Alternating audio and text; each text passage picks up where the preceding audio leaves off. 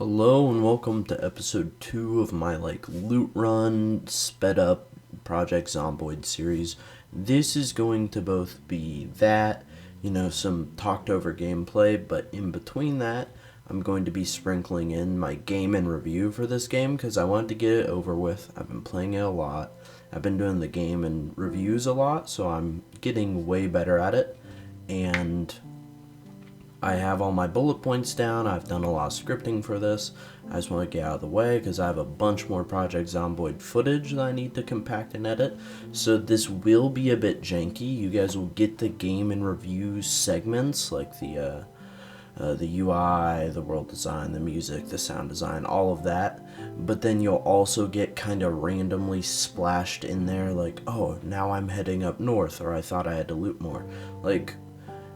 That's not too much of an issue this episode because pretty much all I was doing was mapping out where I was going to go and finishing up looting the third or the quarter of the map or the city I wanted to loot before leaving, because that was kind of my goal, was to loot up at least a quarter or at least a third. I'm not sure which I actually got to. It felt like at least a quarter of the loot looted up and put into my base so it can respawn by the time I'm back and just have a lot more shit to get through. So yeah, I hope you guys are going to enjoy this even if it is a bit fucking janky. But I think I summarized the first half of the video, so I'm pretty good on the summarization part at least. On to sound design, which I think I'm going to divide into two categories actually for once, because it's a very in-depth sound system. There's music, which I have to get into for environmental. It is great music. It is twangy. It's soulful. It's that same wistful, charming, almost loneliness or desperation, or even in some songs, the lack of willpower, the lack of motivation, the lack of, survivability, or the lack of having a future can almost be heard. That's where that wistfulness, the drifting, the longing comes into play. And then it's pretty dynamic, so there's music for when you're in a chase, when you're in a fight, when you're in a different building, I think even when you find good stuff. So it's just a variety of musical cues and music to keep you involved, and it doesn't feel out of place. You're in the Kentucky fucking wilderness with a bunch of zombies. I know, it should be completely eerily silent, but I've played this game both with and without the music, and I significantly prefer the music. The music adds another layer of depth, it adds immersion for me. Now some of the noise cues, not so much, but the music is great. It is very involved, and I like that. Or, not very involved, it's just involved enough. And it has all those tonal themes that you'd want from a zombie game, the desperation, the loneliness, especially the setting, the southern twanginess, the chords. It sounds almost like a banjo. I think there's probably a banjo used in it. And there's that variety of instruments and stuff that either fits the setting or the emotional theme it's going for in each track. So I really do enjoy the sound design. The other side of the sound design is going to be the zombies. Well, that and the environment. Every item, from looting to picking up a piece of furniture to walking through trees and bushes, walking on different tile sets, everything has a different sound effect. It is very immersive. And then the zombies have 100 different growls. You see it through a window, it plays this sharp ass noise that rips me out of the experience and makes me need to shit my fucking pants. But other than that, it's perfect. Even sped up, the sound design is fucking great. You hear the items going in, you hear the rummaging of shit, you hear the opening of a doorway. It feels like they paid entirely too much attention to the sound design because it's isometric. And once you get past that 6-month mark where there stops being gunshots or dogs barking or anything, it gets so lonely. The only noises you hear are yourself, your breathing, your pain, you looting. There's never anything else. It's just you and The Walking Dead. And the sound design entirely immerses you in that, and it's a great fucking thing. I love the sound design. I love every little cue. It is very dynamic. It it does not feel stagnant at all. The sound design feels like it's constantly flowing, constantly adding more elements, like you're constantly hearing something new. Everything's just different enough that even if it plays the same sound 5, 10 sounds later, you can't even recognize it because they're just such small differences. And it's perfect. It's really well executed. It's one of the best like actual like audio designs I've ever heard. From machete swinging to pistols firing, everything sounds right. It, if you zoom out, some shit gets quieter. If you take the death perk, it kind of fucks with shit. But it's a great fucking game, and especially when it comes to sound design because of the isometrics, because of how it looks. I think they've invested all that extra time into there, and you can really tell. I think when talking about UI, especially in this game, it's kind of divided into a couple different categories. I'm going to talk about modded and unmodded UI pretty much interchangeably because I find them, unless you're using mods that are entirely too dissimilar from the base game, to be comparable or at least similar in appearance with the items. Like, none of them choose to purposefully exclude themselves from the norm. And the UI with the items, they're all, I want to describe them as a mix of like pixel and like drawn art. I would have to like intensely play the game again or look at this little screen that I'm looking at right here while I voice over. Yeah, they're somewhere between pixel and drawn art, and they're nice little pictograms of everything. Then once you pull them out or put them on your body, it's a little bit different. There's not too many eating animations. I think they have one for each item basically, and then like bowls and stuff, it doesn't really change. You're eating out of the bowl, you're drinking out of the cup. That's all pretty similar. The worn items are pretty great, and sort of the held items are a lot more detailed than when you see them in the little hot bar, and I think that covers basically everything with the items with the UI. Next would be the inventory and hotbar system, and the side-scrolling. The UI is described as very complicated when you first play, and I do see that. The inventory is pretty complex, like understanding why things weigh the way they do, and that's not because of actual weight. It's both because of actual weight and how they would fit into a like a backpack, or how many pockets your backpack has. That's why it has the weight reduction. So it's not actually reducing poundage, it's reducing like the amount of space it takes up. And then I understand the little what would you call them, like spreadsheet type inventory systems can be a little bit complex, but I enjoy it. And then everything on the left side of the screen, I found it at least halfway intuitive with the health system, with seeing what you're holding in your hands, the crafting, one of those very clearly being like a shelf, the eyeglass for investigating, and then at least that's what I think it is. No, it's foraging. I don't know, that could be a little bit different. But, and then the map. I don't think that's always been there. But all of that's decently intuitive to the level of complexity. Like, it's a decently complex game. It's going to be not the easiest to understand no matter what. But once it's down, it's fairly intuitive. You aren't going to forget it ever.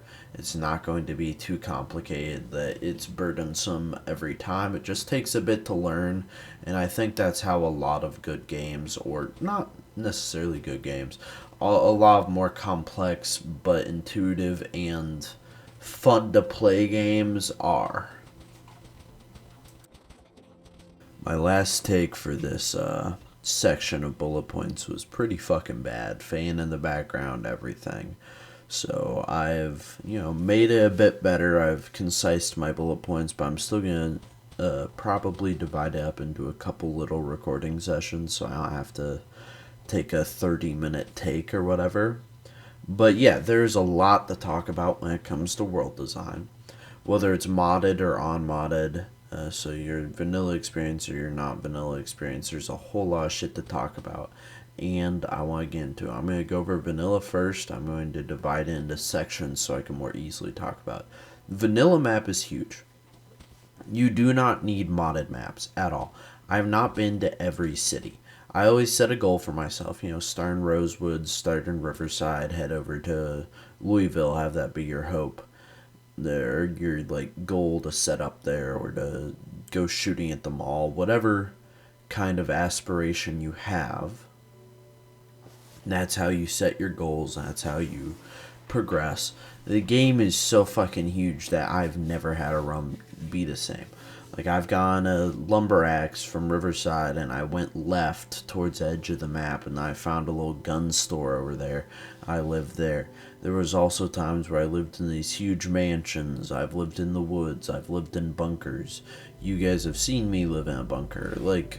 All of that is not just base game, but it can be summarized in the base game. You never have to leave a city. You could get, in most cities, you can get farming supply. I'm going to say all because gardening sheds exist.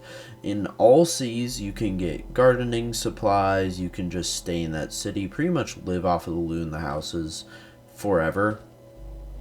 It will perpetually until you'd clear the area and you would have to move on. But that would take literal months of in-game time, and I've never had a character live that long. You always fuck up. That's how the game is played. But, so there's enough items for everything, but the items don't seem out of place. You don't have infinite ammo at one gun store. It's all pretty nice. It's all where it's supposed to be. It's all in a quantity I like, especially since you can mess with loot settings pretty easily. I'm going to just be talking about, it's the base game world settings for basically everything, because I do those runs a lot. Not always, but a lot. And the world design includes that. It includes traits and everything. I'll get into that. Zombies are abundant even on normal settings. Usually I'll play them maybe on 2 times. That's why there's so many fucking zombies. 2 times with respawn, actually. So zombies are abundant. There is a lot of challenge. There's a lot of variety in items. And you really can't go wrong with it. There's traits and character design, which, especially for multiplayer and role-playing, is pretty fucking good. Being able to... How do I explain it? Being able to... Oh, I'm a smoker, I'm an insomniac, I'm a veteran. It kind of fucking makes sense, because everyone has their flaws. I don't think they have enough variety of flaws. There could be, addictive personality or something, or, I'm pretty sure it's actually adrenaline junkie, but endorphin junkie, something like that. There's a bunch of different OCD, there's a ton of different traits that I think are already there in the base game. So base game all the way from the expanse of the map, the detail in every little thing, because that's the other thing with the base game and with the world map that you have to talk about is the detail.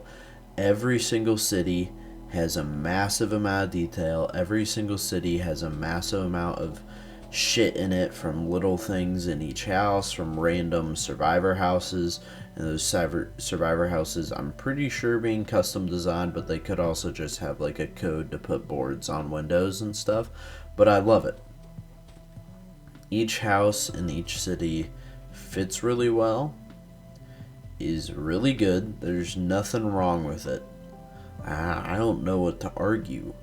The amount of detail is the same as what I talked about with the sound design.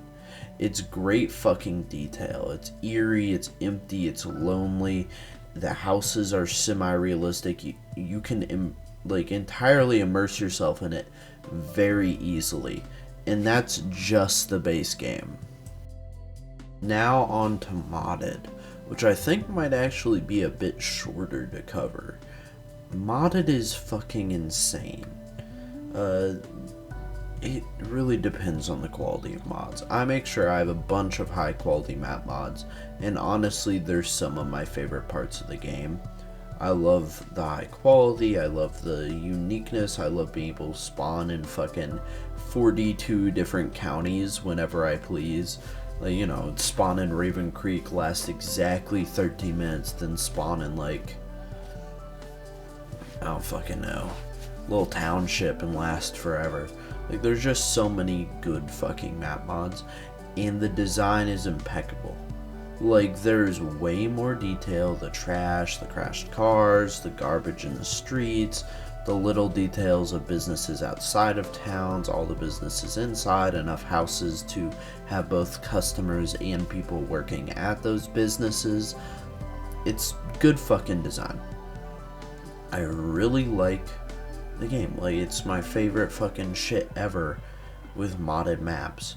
Like, there's just so much shit to do. There's so many, so much variety is how I put it, actually. Like, you aren't gonna get the same thing twice. There's always gonna be different zombie counts.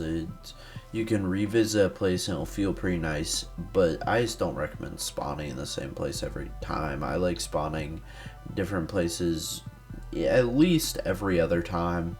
Every other if I'm having longer runs, because then you're making different goals each time. Oh, I have to make it to Madra. Like this one, I'm making the goal of building a little base at each town, which I'm not sure why I'm doing when refrigeration is gonna run out. I think I realized that pretty much in this session, where I'm like, these two down at the bottom, like these two that I've made here and the last one are gonna be like my final, how do I describe it, like my final bases, like my final outside bases with refrigeration, because I don't want to have to, I know the generators can last like a week or whatever, but I'm gonna have to run back and forth and that sucks.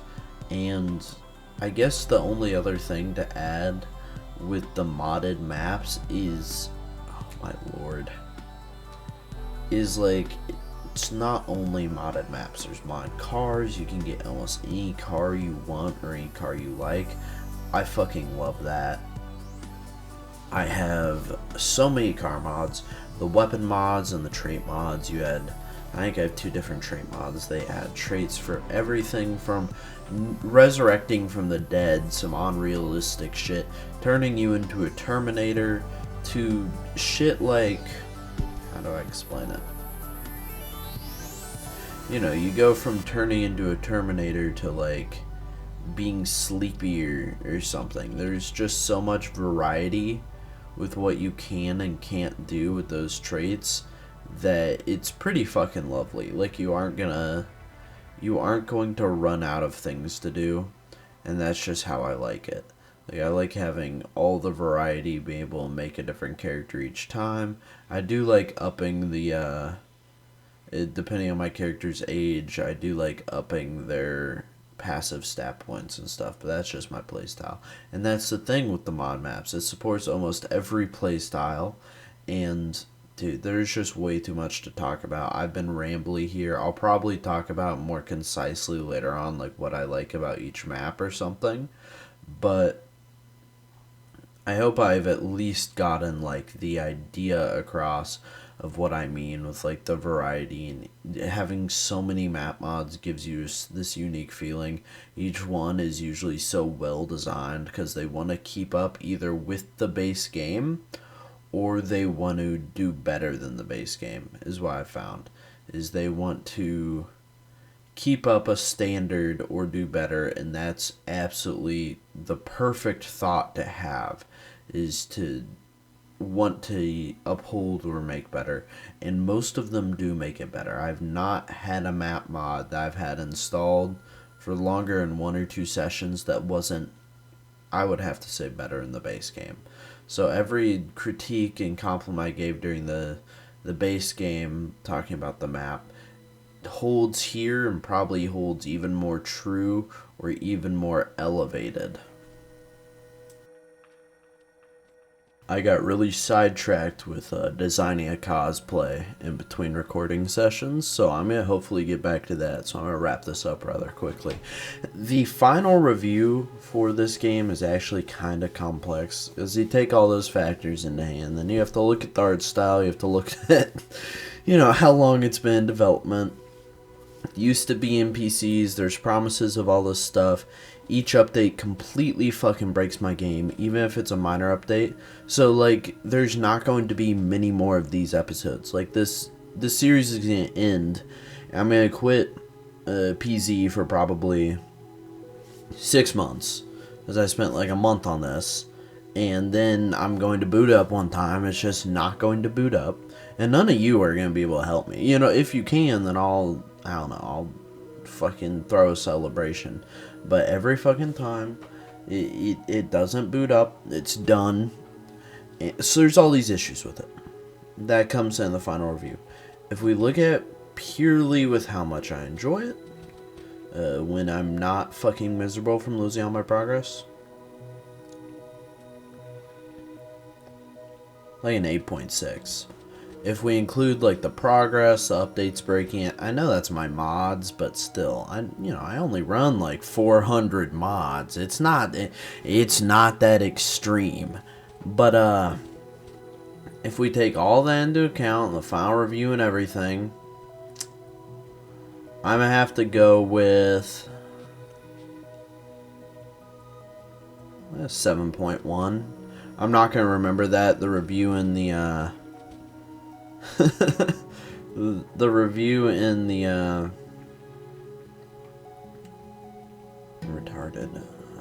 the review in the description is probably going to be a little bit different. If I do a game and review in the description, I don't know if I will. I've been doing a lot of game and reviews. I'm trying my best here. But yeah, I hope you guys enjoyed it. The rest of this episode is pretty much going to be a voiceover. So honestly, you can quit if you're here for the game and reviews. So it's just going to be talking about what the fuck I'm doing, like on screen, and probably just chilling with the music a bit. So yeah, no, this has been pretty much the episode. But I'm still going to fill the rest of the time probably, as I have more footage. I don't want to speed it up farther because that would be a waste of footage. But I might speed up a bit farther. So yeah, I'll talk to you guys another time, and yeah.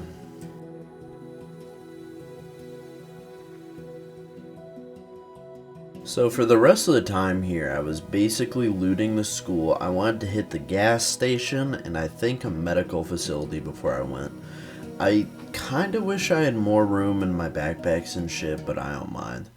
I just had to finish up looting here because I knew after today, or even today of that recording session, I wanted to be done. So I just had to take the shit back, I had to put it away, and I had to get moving. I had to get the fuck out of there. I was heavily considering taking this truck, but it didn't have my trailer on it, and my trailer is a nearly, I am almost certain, completely safe space to reside in, so I just didn't want to fuck around with any of that. So we got the trailer, we went moving, and it wasn't bad at all. It was I just had to store shit away. The OCD goes hard. I wanted to make sure everything was put away before I left. And then, other than that, I just got on the road. It was a fucking foggy-ass morning, and I headed north to that next town. I was hoping to find a base on the outskirts of town. That's why I've been looking at the map nearly the entire recording session, like looking around for a base on the outskirts. But we'll see if I find one when I get there. And on that note, my recording software is fucked because this video's save files bloated from all the recording takes and stuff, and like all the edits I've yeah, Tommaso is speeding up footage. Well, no, I've done a lot of edits to the vocals. That's where a lot of the stuff comes in, is the sound stuff. With all those edits and shit, it's pretty much done. So I hope you guys have a great rest of your day, or wherever you're watching this. Hope you guys come back for more. If not, I hope you enjoyed your time here, and I hope to see you guys again next time. If not, that's alright. Yeah, no, my software I need to fucking shut down real quick.